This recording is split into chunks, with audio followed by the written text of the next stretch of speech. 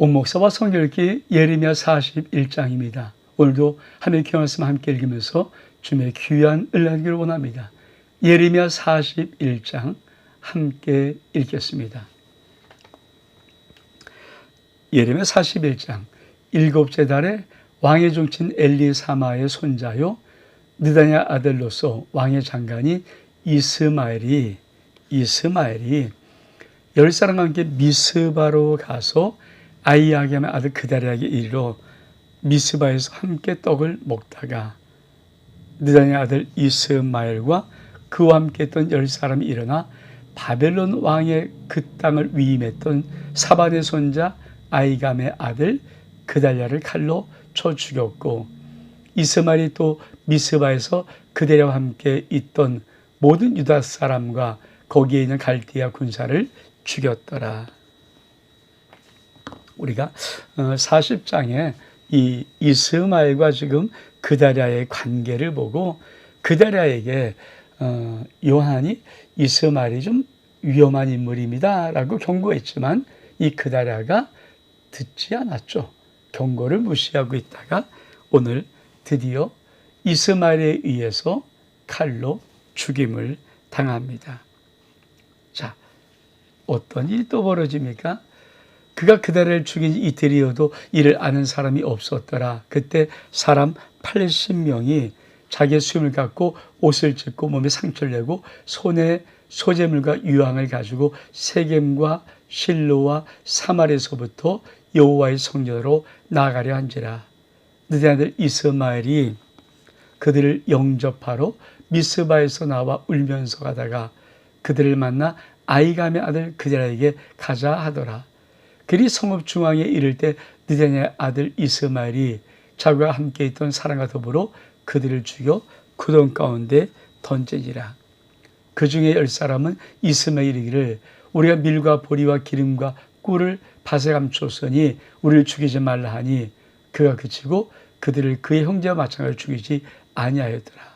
이스마엘이 그자에게 속한 사람을 죽이고 그 시체를 던진 구덩이는 아사 왕이 이스라엘의 바하사 왕을 두려워 팠던 것이라.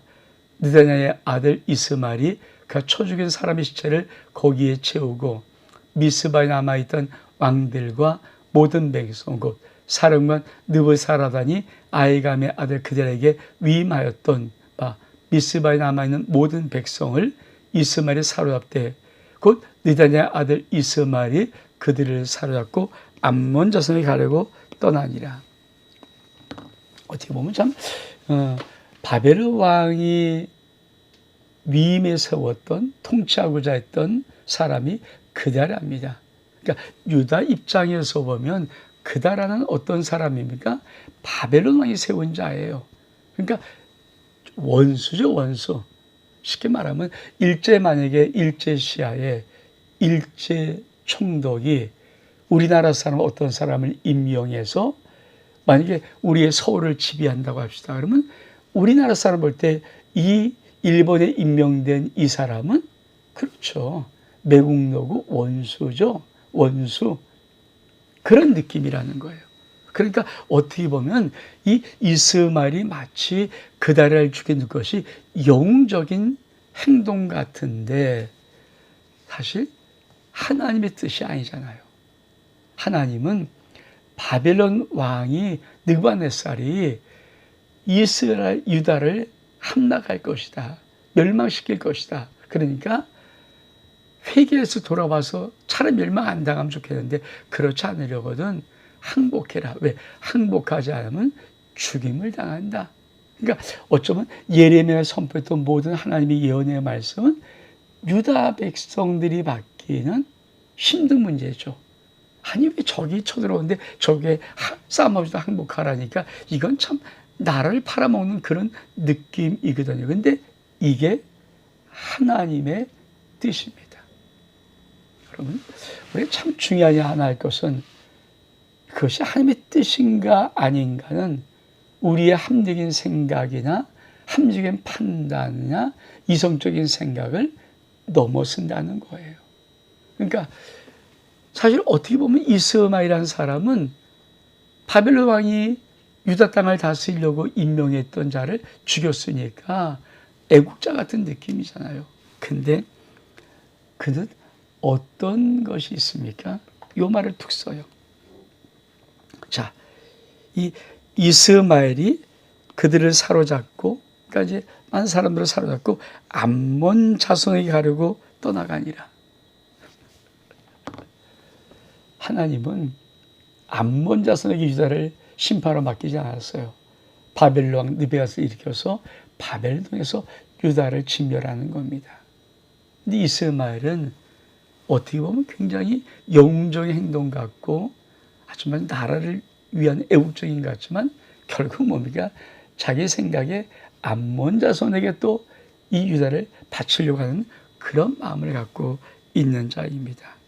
자, 어떤 일이 벌어집니까? 11절에 가레 아들 요아단이 그와 함께 있는 모든 군주관이 느다냐 아들 이스마엘이 행한 모든 악을 듣고 모든 사람을 데리고 느바냐의 아들 이스마엘과 싸우러 가다가 기브온 큰 물가에 그를 만나매 이스마엘과 함께했던 모든 백성이 가레의 아들 요한과 그와 함께했던 모든 군자를 보고 기뻐한지라.